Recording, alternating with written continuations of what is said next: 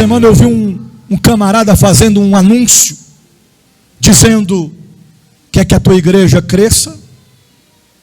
Quer que a tua igreja fique superlotada? Eu tenho um curso especial para lhe passar.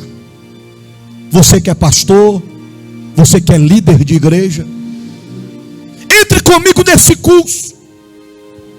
São apenas 30 dias que vai fazer essa igreja super lotar. Ele diz: eu vou lhe passar as estratégias, as dinâmicas, o segredo de crescimento. Queridos, servos e servas do Deus Altíssimo, assim como Deus não mudou, é o mesmo, a receita não mudou, é a mesma. Se o médico passa a receita para a Patrícia, quem sou eu para mudar a receita? Se ele deu a receita, só ele pode mudar a receita. Para crescimento de igreja, não é dinâmica, não é cursos. O que está faltando é a igreja, é nós outros de forma completa voltarmos ao primeiro, ao início de tudo. Lembra no início quando você orava, chorava na presença de Deus, tinha sede de buscar. Uma hora de oração para muitos aqui era como se fosse 1 minuto. Agora, irmão, não. Tem crente que ele ora, se ele ora 10 minutos já não aguenta mais. Dói as pernas, dói os braços, dói os olhos, dói os nervos, dói o cérebro, dói tudo, dói a alma. Porque não alimentam mais o espiritual, só a carne. Por que é que as igrejas que pregam o evangelho de forma eficaz e verdadeira estão esvaziando? Porque quando a gente chega aqui, não é o que nós queremos, mas é o que Deus nos ensina. Ou não sabeis que vós não sois de vós mesmos, mas que vós sois templo do Espírito Santo de Deus, casa, morada, e que o Espírito Santo habita em vós? O que falta para o crescimento da igreja é renúncia, é compromisso, é fidelidade, é obediência, é submissão ao Senhor e à sua palavra. Porque, irmãos, eu como pastor, se eu pudesse, eu amarrava algumas ovelhas e trazia. Vou lhe levar amarrado ou acorrentado. Mas tu acredita ou não, mas tem gente que nem amarrado e acorrentado quer mais. E a palavra de Deus nos diz que não é por força e nem por violência, é com o coração aberto.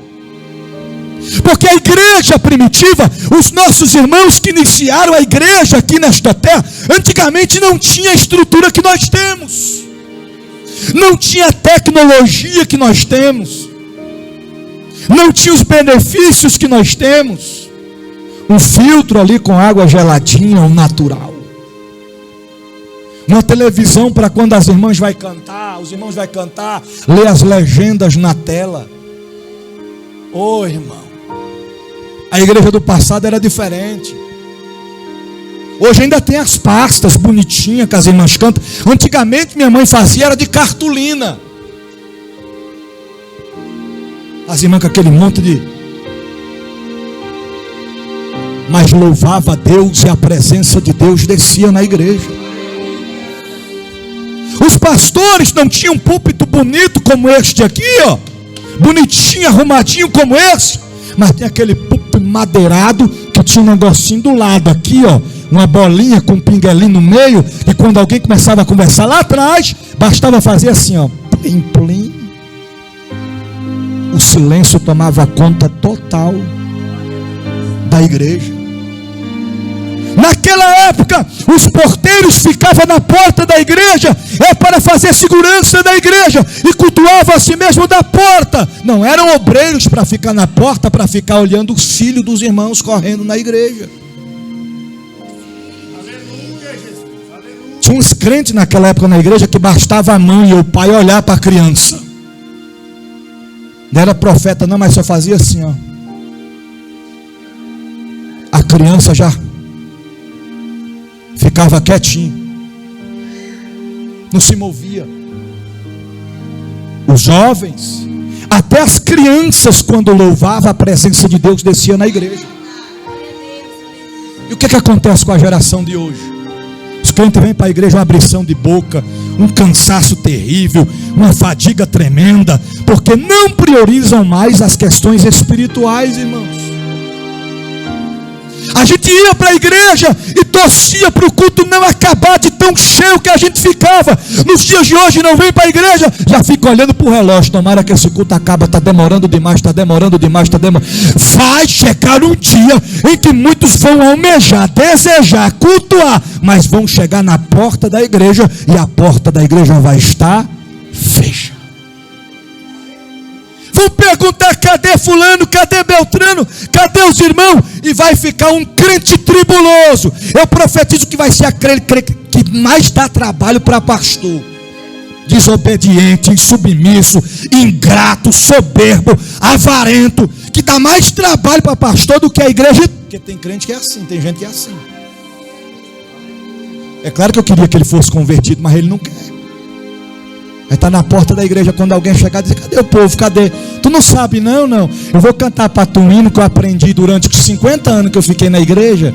Vou cantar para tu, que não é? Onde está aquele povo barulhento? Onde está que não se vê nenhum irmão? Vai dizer neste momento: aquele povo foi embora para si. E eu sei que tu não vai ser daqueles que vai dizer: e eu fiquei. Não, irmãos. Tu desperta, ó tu que dormes. A palavra dessa noite não é indireta, mas é direta do trono de Deus para o meu, para o teu, para o seu coração. Eis que breve venho, e o meu galardão está guardado para dar a cada um segundo as suas obras. Tem coroa da vida preparada para mim e para você, mas é preciso compromisso, fidelidade, santidade para com Ele nesta noite. Deus está à procura de um homem. E quando a escrita diz um homem, pode ser também uma. Para a gente finalizar, diga para quem está perto de você: o Senhor está te procurando nessa noite. Se coloque de pé.